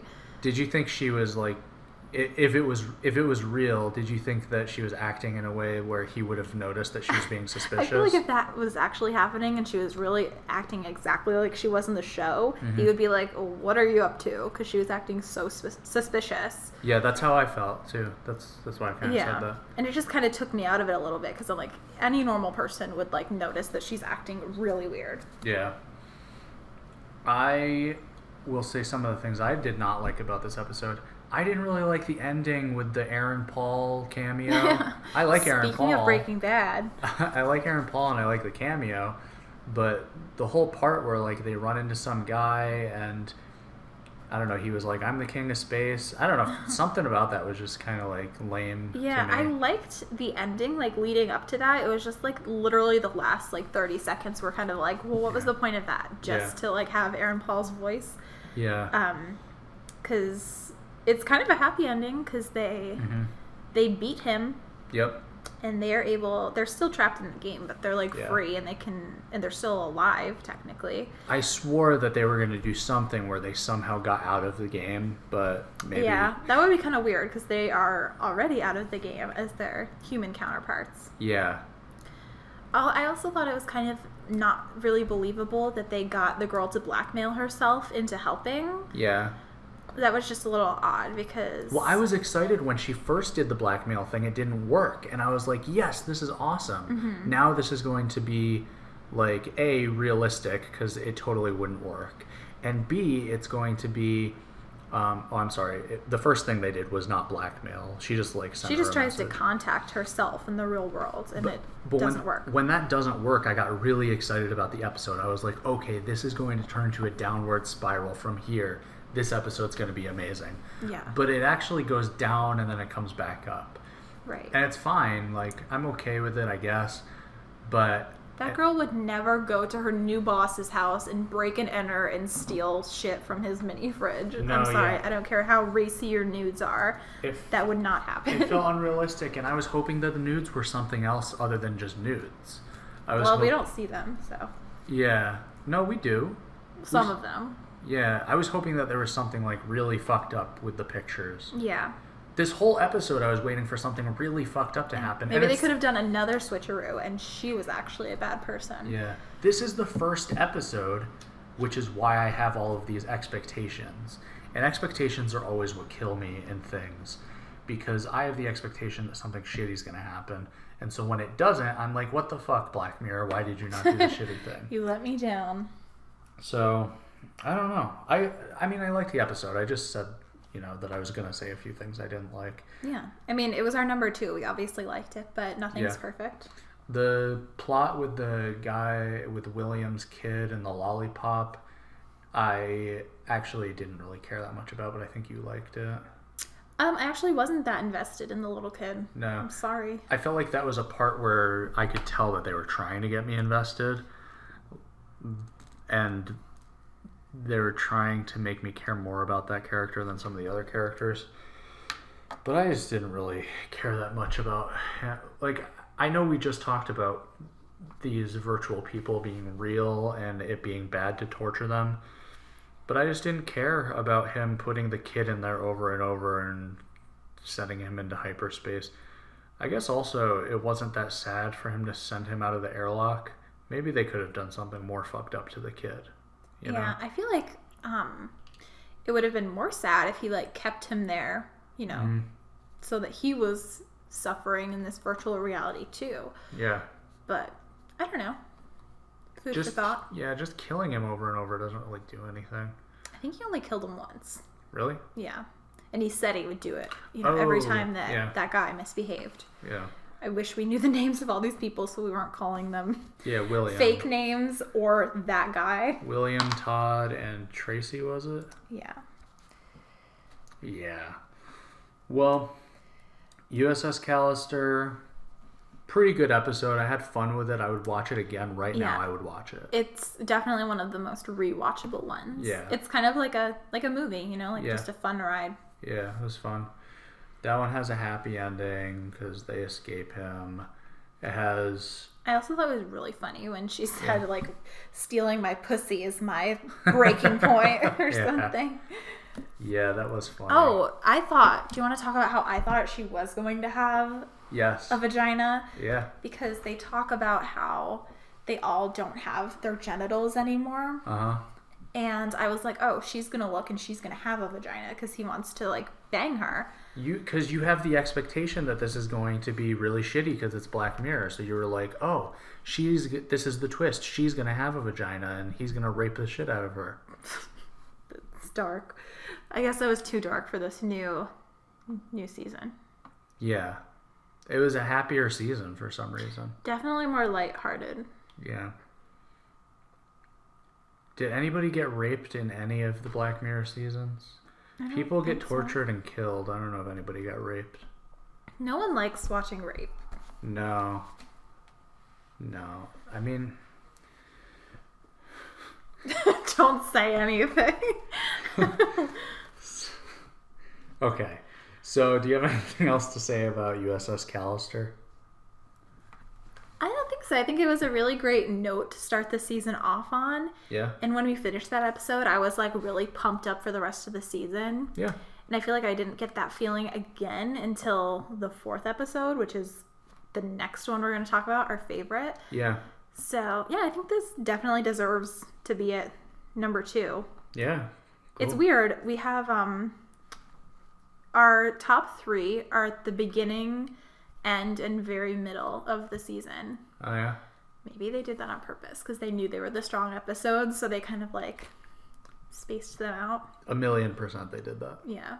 Yeah, they know which episodes are good, and they're gonna put the better one at the beginning to start you off. To hook you.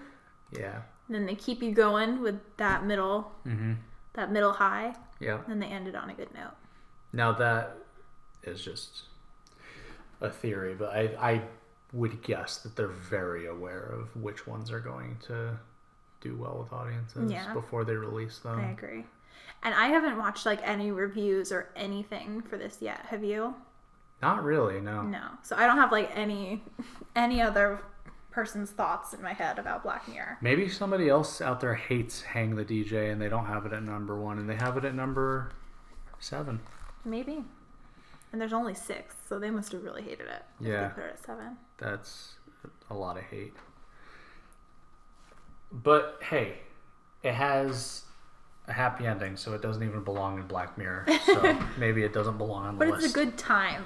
I think it might be a good one to like show someone who's new to the show. Yeah, maybe. Like I tried to get my mom turned on to the show, but she's like very not the typical audience member. Yeah. So I think I started her off with something a little bit more tame. Yeah. So maybe if you like want to watch this with your parents for some weird reason, you could watch the USS Callister. Yeah. USS Callister is a good one. Maybe your parents watch Star Trek, so maybe they'll get the references or something.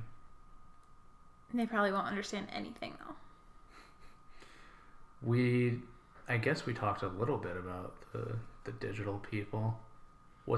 So your verdict? Yeah, I think we wanted to talk about it more in the other one. Maybe we should have just talked about it. Yeah. But I think that's the ultimate question with the last 2 that we've talked about, the last 2 episodes. Is it wrong for these people who, it's not actually the person, it's like a digital copy of their consciousness? Yeah. I mean, is it wrong for them to suffer? I think yes, because they think that they're real. It feels just like, the real person that they were copied from. It's weird because also, if you think about it, if the answer was no, then it would be like, what's the point in the first place of torturing a digital person if you don't believe it's really the person? Right. Like you're just torturing someone else? Like why? Mm-hmm. Or you're just torturing a non-person? Like why? Right. So you've got to really believe that it is that person for you to believe that it matters whether you torture them or not. And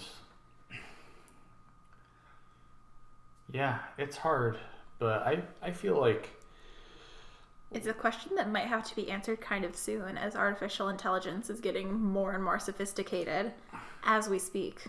maybe. I think that artificial intelligence is probably not going to go in the direction of things that replicate human minds. Yeah, I was just thinking, like, I wonder why, especially with, like, the cookies in the White Christmas episode, which is not what we're talking about, but it's what I'm talking about now. Why do they make it a copy of that specific person? It's interesting. Like, Yeah. if it were a real reality, I would wonder what led them to that conclusion. I remember thinking that too in that episode. Like, why is it not just like a computer? Yeah. Or like a person that is like perfectly, like, is perfect for that and just use a copy of that person every time. I don't know. But I think my answer is similar to yours. I think that torturing a digital person is bad.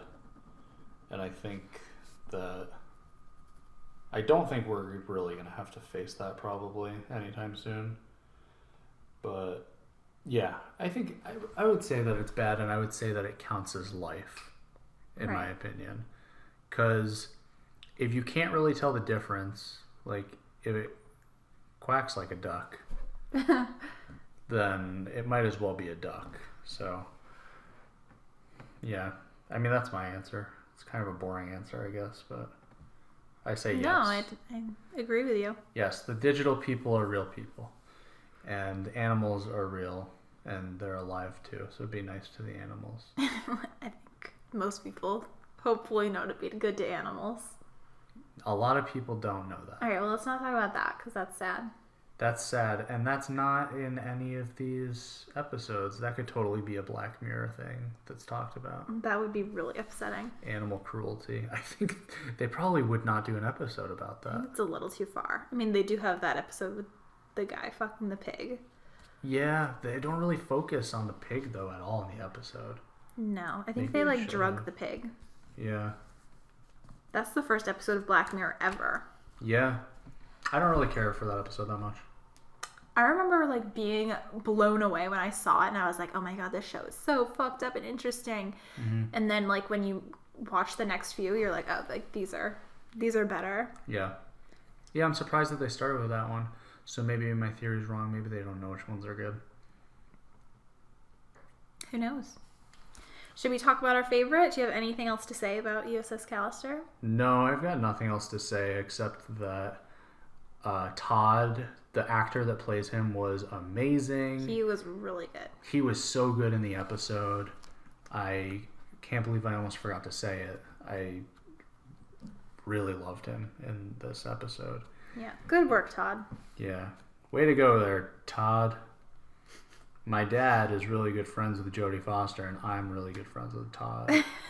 We go way back. Tyler's dad works at a liquor store, and our hometown is kind of a tourist spot. And Jodie Foster came into his liquor store one time, and he didn't know it was her. And he asked how we knew her, and she said, "You ever go to the movies?" And that is our favorite story ever. It's a really good story.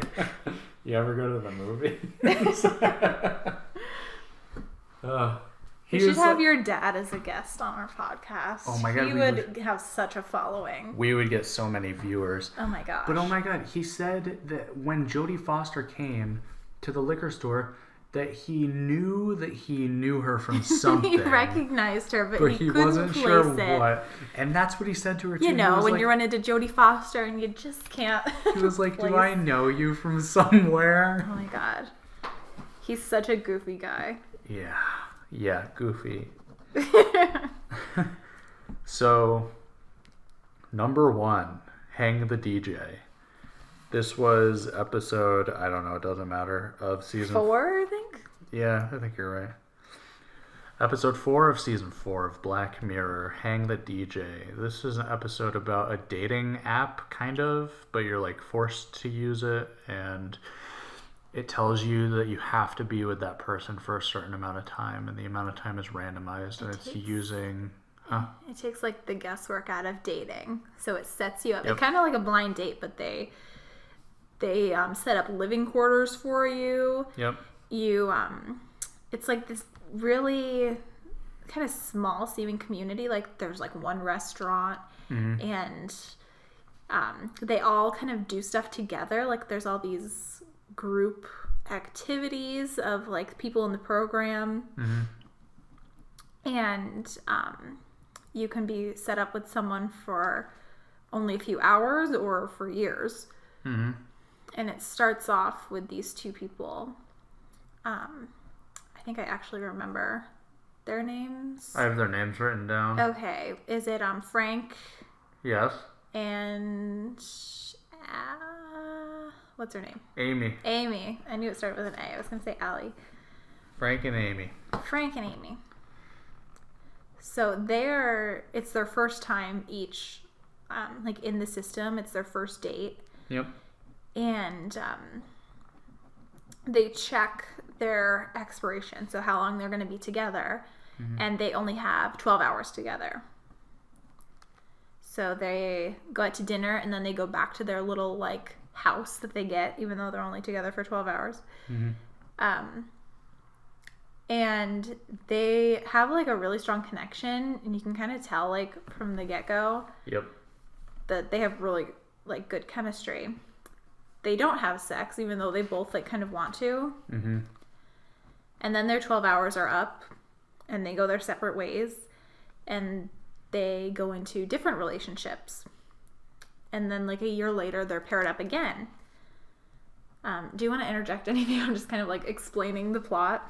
Well, I was just going to further explain what the point of the technology is. So this system that tells them who to date and when, every time one of these relationships ends, and it has an expiration date, and that's when it ends, this system takes all of the data from how well or how poorly the relationship went, and it stores that in a database, and then eventually down the line it's gathered enough data from multiple relationships to figure out who is the soulmate of this person. That's the point of it. And so this was just one of those relationships that was being used as like learning data to help find out what would be the perfect match for these two people. We didn't even like mention at the top of this like how much we both really loved this episode. This was so good. Love this episode. This episode's amazing. This episode made me feel something. This episode had two people that acted the fuck out of it, and I felt like real people. I gave a fuck about Frank and Amy. That was actually a note that I put down here, was that I gave a fuck about them, and I want to give a fuck about the characters so much, always, in everything, and so many times I don't get to. But this Frank character and this Amy character, I don't know what it is or how their chemistry... I don't know why I was like so on the Frank and Amy train, but I really was. There was some sort of chemistry. I don't know if it was just the way that it was directed, written, acted, something. Something went right. Yeah, I felt something so much for them, and when things were not working for them, I wanted it to work, and this episode made me feel anxious and exhausted when Frank looked. Oh my god, that was like sickening. Yeah, when he looked and it was like counting down, and it was supposed to be 5 years, but then it was 3, and then it was less and less and less. And man, I just felt exactly what they wanted me to believe Frank felt in that moment. I just felt this dread. We felt the way Frank felt. But this was not only my favorite episode of this season, but probably one of my favorite Black Mirror episodes. Period. Yeah, this might be my second favorite of all time of Black Mirror. It's way up there for me too. Yeah. And I think that it really just comes down to what you said, feeling something for the people. And we got a little ahead of ourselves, but so Frank and Amy have their first date. Yes. And then date other people, and they are paired up again. Yep. And they decide not to look at their expiration date, so how long they'll be together. Yeah. Because they kind of feel the same way that we felt for them, which was that we really wanted them to just be together. And something felt very right about the two of them together from like the first scene that they're together. Yeah. And their relationship is going really well, but Frank cannot stand not knowing how long they're going to be together.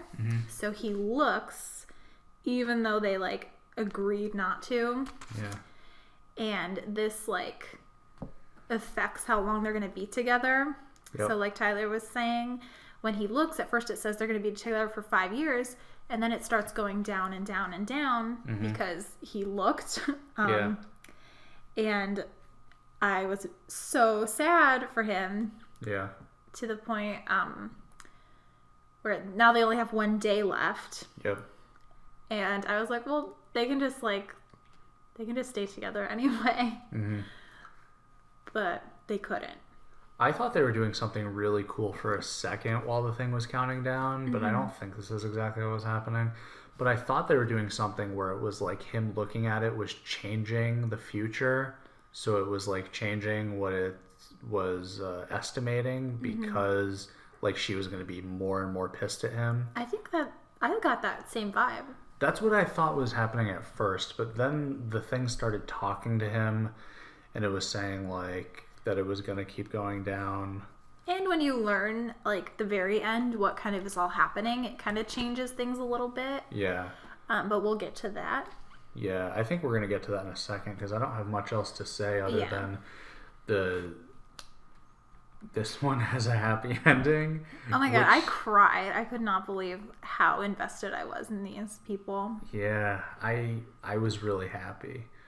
And man, I can't believe like our top two are both happy ending ones. I know, we're so lame. Yeah, I usually really want like shitty things to happen in Black Mirror.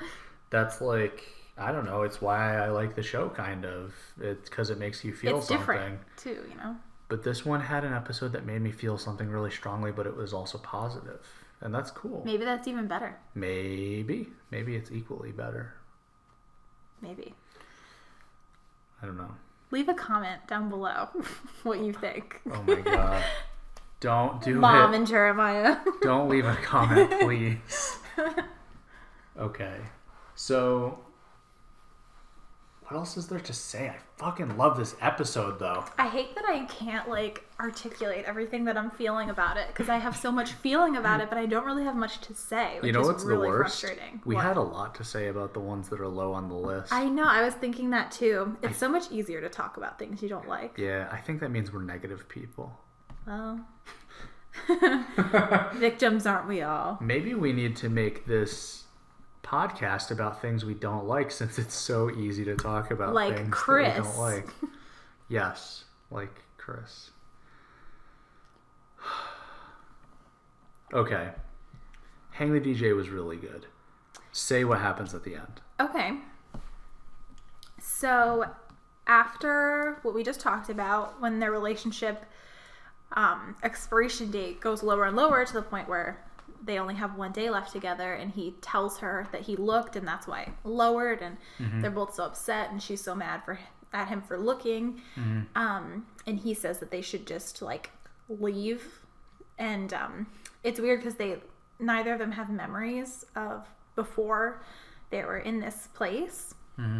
And people around them act really weird. Like, people stare at them when they're like talking about leaving, and there's like guys with stun guns.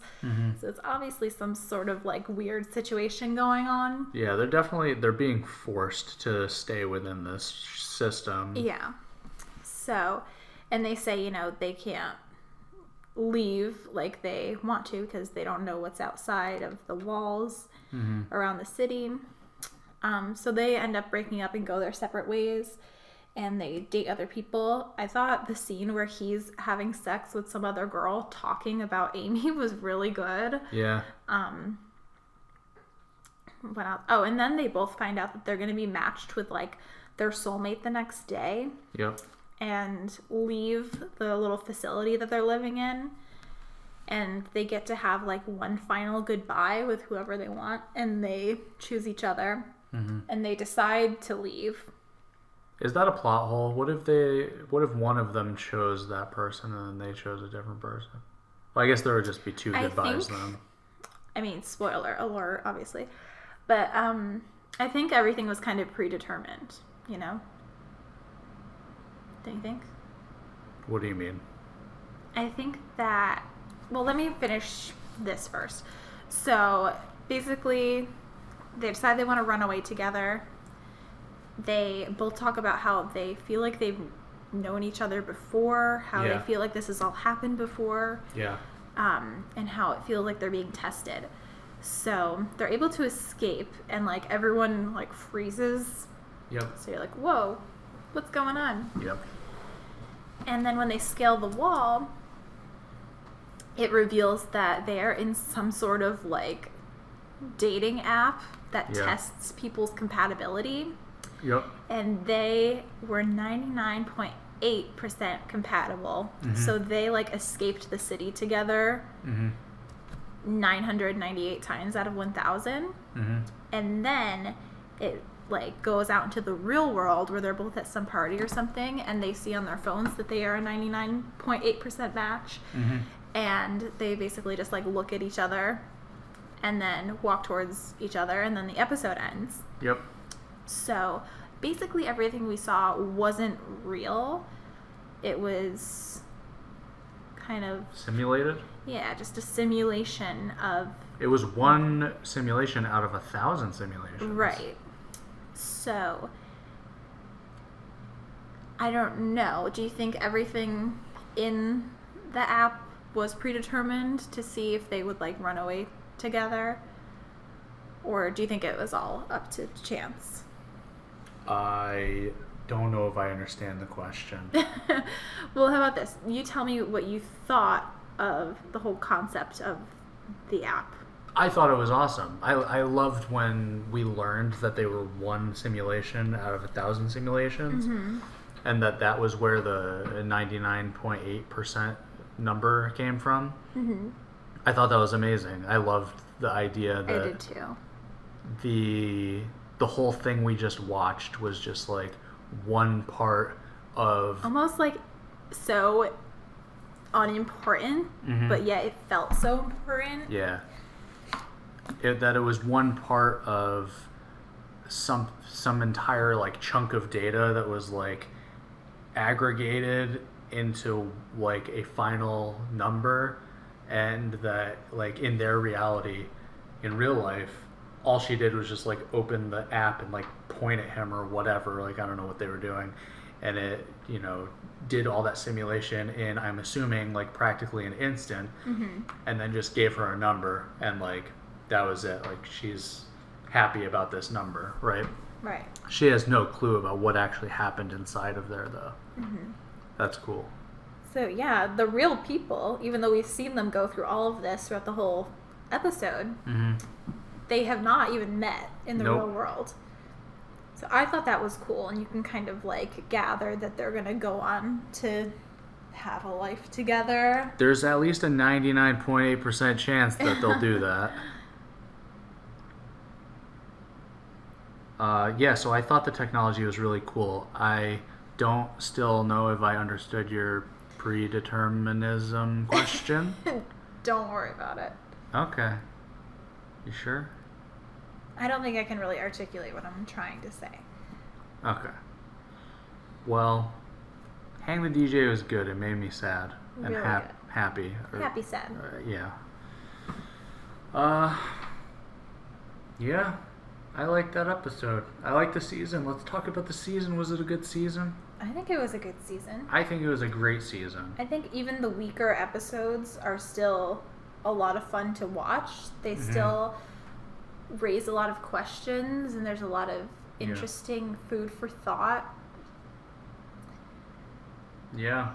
This season had way more happy endings than the other seasons. But we seem to like that because we put the happy endings at the top of our list. Yeah. Yeah. Happy endings. I don't really have any other notes in here for us to talk about. We could talk about whether or not all the Black Mirror episodes exist in the same universe. I feel like we've kind of, everything that we said about it so far is pretty much all there is to say about how there seems to be like similar technologies in a lot of them. Yeah. There's a lot of things that connect them, like the song. Yeah. You know what? One thing I have to say though is that 15 Million Merits is referenced as a... Oh yeah, it's like a comic book or a graphic novel. Yeah, it's referenced as a graphic novel in one episode, which makes me wonder, are they saying that it really happened and that there's a graphic novel about it? I feel like that episode, 15 Million Merits, has like so much mystery around it. That episode gives me a feeling of not being real. Yeah. It feels like it's something out of a book. So I feel like it's possible that this universe is real, but that episode was like a story in the universe, not something that actually happened. Right. But like something somebody wrote. Yeah, it's definitely possible.